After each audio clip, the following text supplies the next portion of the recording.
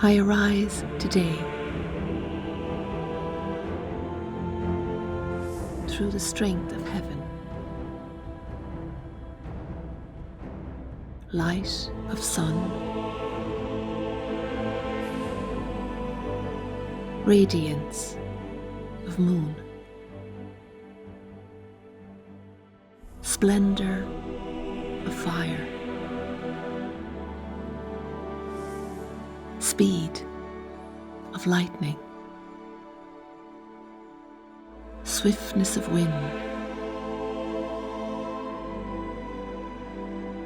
depth of sea, stability of earth, firmness of rock.